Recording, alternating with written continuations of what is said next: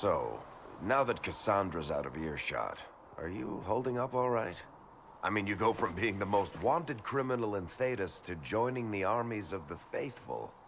Most people would have spread that out over more than one day.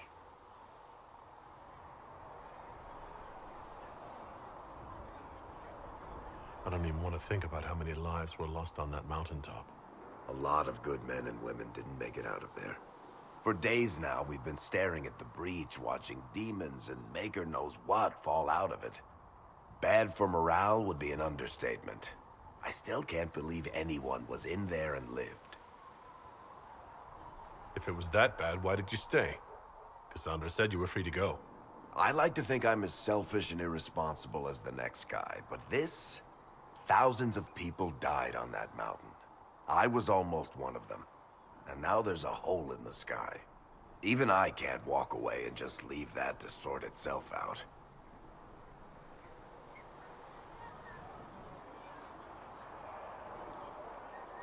I'm still not sure I believe that any of this is really happening. If this is all just the Maker winding us up, I hope there's a damn good punchline coming. You might want to consider running at the first opportunity. I've written enough tragedies to recognize where this is going.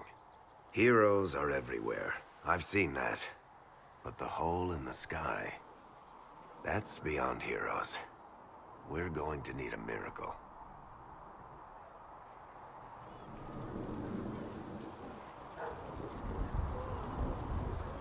Need something?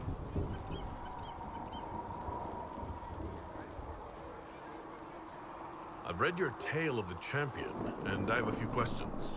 That's a pretty common reaction. Go ahead. Where are the rest of Hawk's associates now? Meryl decided to look after the elves left homeless by the fighting. She's done a pretty good job of keeping them away from the mages and Templars, so far. I guess she has plenty of practice avoiding stupid human battles with her old Dalish clan. Fenris has kept himself busy, hunting down the Tevinter slavers who came south to prey on the refugees. I'm not sure exactly where he is at the moment. You can usually follow the trail of corpses, though. Isabella went back to the raiders. She's calling herself an admiral now. I don't know if she's actually in charge or just has a really big hat. Might be the same thing, honestly. Sebastian went back to Starkhaven. I'm sure he's boring all sorts of people there. Last I knew, Hawk's sister Bethany was doing something wardening near the Anderfeld's border.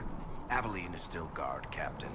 I'm pretty sure Kirkwall would fall into the sea if she quit her job. Need something? I've read your Tale of the Champion, and I have a few questions. That's a pretty common reaction. Go ahead.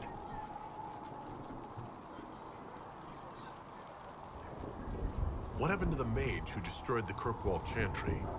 The book never said. He fled Kirkwall with the mages from the Circle. Stayed with them a while, but he had to move on. Somehow a lot of mages blamed him for making them live as fugitives. I don't know where he is now, and I don't want to know. In the book you say that first enchanter Orsino turned himself into a giant monster made of corpses?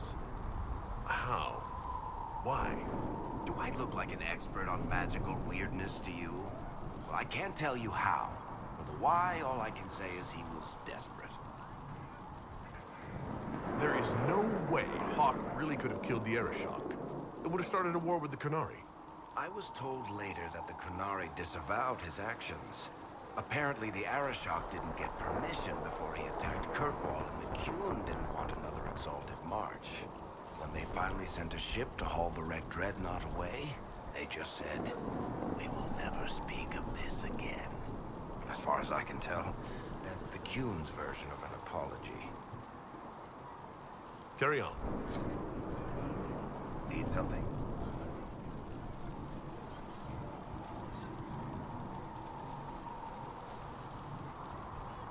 I've read your Tale of the Champion, and I have a few questions. That's a pretty common reaction. Go ahead. Carry on. Need something? Can I ask you something, Varric? You want to talk about me? I'm flattered. Also inclined toward extravagant lies. How do you and Cassandra know each other? You heard about the Kirkwall Chantry being destroyed? The guy responsible used to be a friend of mine. The Seeker had questions about that, and I had answers. You from Ferelden? Orlais? Free marches, born and raised in Kirkwall. And despite whatever you've heard, no, Kirkwall's not that bad. I'm not clear on your line of work. You're a merchant? I'm a businessman. My family has a seat in the Dwarven Merchants Guild. Merchants buy and sell goods. Businessmen buy and sell stores. In my spare time, I manage a spy network, and occasionally, I write books.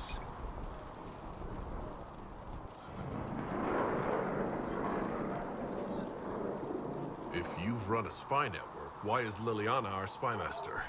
To be honest with you, she's just a better spy master. The truly great ones can keep their distance. They don't get attached to their people.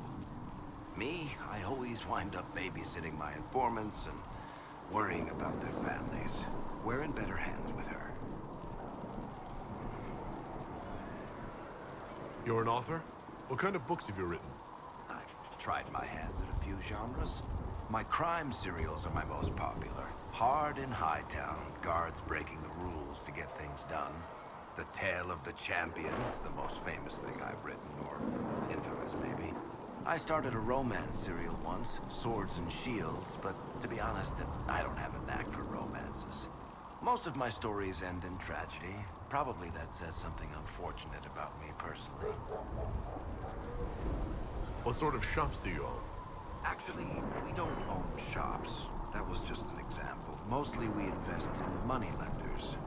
Auction houses, a few mercenary companies, a couple of smithies. I think we own half a beet plantation in Ravane somewhere. Most of that's my brother's doing. Bartrand had business sense. Not much tact, but loads of business sense. Where did you get that crossbow? I've never seen one like it. Bianca? She's one of a kind.